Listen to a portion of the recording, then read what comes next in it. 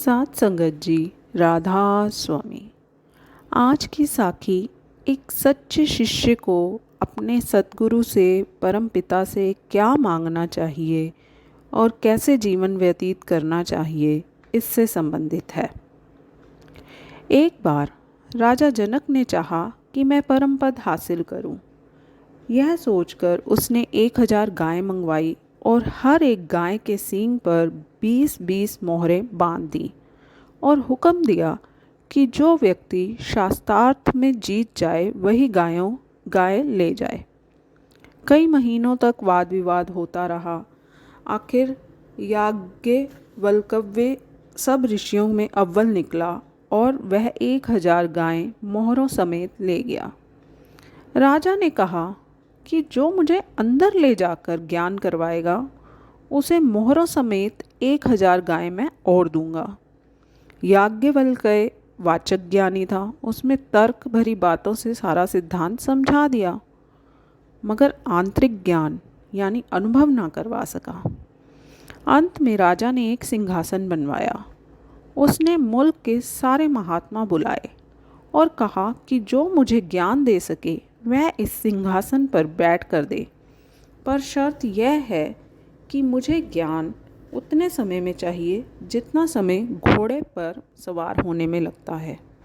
सभी महात्माओं की यही राय थी कि ज्ञान कोई घोल कर पिलाने वाली चीज़ नहीं है जो पिला दें। पहले कुछ लिखाएं, पढ़ाएं, फिर आगे बताएं। इतने में अष्टावक्र जी आ गए। वे शरीर के टेढ़े व कुबड़े थे। उन्होंने सोचा कि अगर राजा को आंतरिक ज्ञान अनुभव ना हुआ तो महात्मा के भेष को लाज आएगी। यह सोचकर वह चुपचाप सिंहासन पर जा बैठे। ऋषियों ने समझा कि यह कोई पागल सिंहासन पर आ बैठा है। वह सब हंस पड़े। अष्टावक्र जी ने कहा, मैंने सोचा था कि यह महात्माओं की सभा है, पर लगता है कि आप आत्मा को नहीं, मोचियों की तरह शरीर को देखते हो। ऋषि ने पूछा कि राजा, तू ज्ञान लेना चाहता है? राजा ने जवाब दिया कि जी हाँ। तो अष्टावक्र जी ने कहा कि ज्ञान की कुछ दक्षिणा भी होती है, शुक्राना भी होता है, देगा? राजा ने अर्ज की, जो कुछ मेरे पास है मैं आपको देने को तैयार हूँ। अष्टावक्र ने कहा, मैं भी वही मांगूंगा जो तेरी ताकत में है। अच्छा, मैं तीन चीज़ें तुझसे मांगता हूँ, तन, मन और धन। राजा ने थोड़ी देर सोचकर कहा कि मैंने दिया। अष्टावक्र ने कहा, फिर सोच लो। राजा ने कहा, जी मैंने सोच लिया। अष्टावक्र ने कहा कि करो संकल्प। राजा ने संकल्प कर लिया। उन दिनों में रिवाज था कि पानी का चुल्लू भरा और संकल्प हो गया। अब अष्टावक्र ने राजा से कहा, देख राजा, तू मुझे तन, मन और धन दे चुका है। इसका मालिक अब मैं हूँ, तू नहीं। मैं हुक्म देता हूँ कि तू सबके जूतों में जाकर बैठ जा। दरबार में एकदम सन्नाटा छा गया।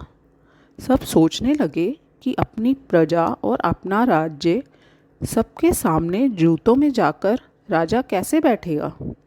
यह तो कोई नीच ही कर सकता है।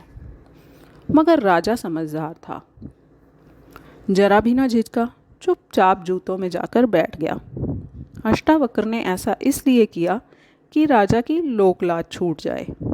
लोकलाज बड़ी भारी रुकावट है, बड़े बड़े लोग इसके सामने हार जाते हैं। फिर अष्टावक्र ने कहा कि यह धन मेरा है, मेरे धन में मन ना लगाना। राजा का ध्यान औरतों की ओर जाता है, फिर वापस आ जाता है कि यह ऋषि की हैं। मुल्क की ओर जाता है, फिर वापस आ जाता है कि यह भी ऋषि का ही है। मन की आदत है कि वह कभी खाली नहीं बैठता, कुछ न कुछ बराबर सोचता रहता है। सो राजा का ख्याल इन सब की तरफ जाता है और वापस आ जाता है, जाता है फिर वापस आ जाता है।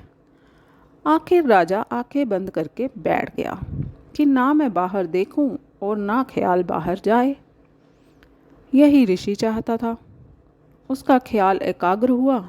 देखकर ऋषि ने पूछा, तू कहाँ है? राजा जनक ने बोला, मैं अंदर हूँ।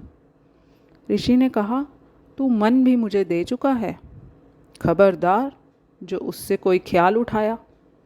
राजा समझदार था, समझ गया कि मेरा मन पर कोई दावा या अधिकार नहीं है। समझने की देर थी कि मन रुक गया। जब ख्याल टिक गया, अष्टावक्र जी ने अपनी तवज्जो दे दी। रूह अंदर चली गई। रूहानी मंजिलों की सैर करती करती शब्द की लज्जत लेने लगी।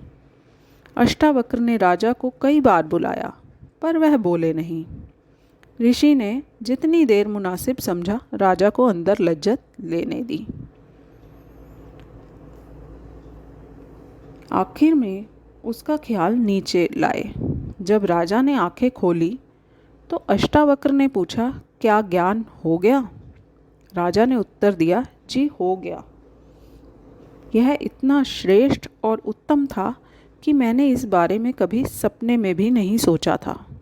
ऋषि ने फिर पूछा, कोई शक तो नहीं रहा? जनक ने कहा, जी कोई शक नहीं। ऋषि ने कहा, मैं यह तन मन और धन तुझे प्रसाद के तौर पर देता हूँ। इन्हें अपना ना समझना। राज्य भी कर, भजन भी कर, संसार और इसकी धन दौलत से मन निकाल दे। अब तुम्हें प्रभु के नाम का अनमोल खजाना मिल गया है। अब इस संसार की वस्तुओं से मोह नहीं रखोगे, बल्कि प्रभु से उसके प्रेम और अनुभव की याचना किया करोगे। तो साथ संगत जी, हमें भी परम पिता प्रभु से उनके दर्शनों की ही इच्छा रखनी चाहिए और आंतरिक अनुभवों की ही इच्छा रखनी चाहिए। राधा स्वामी जी।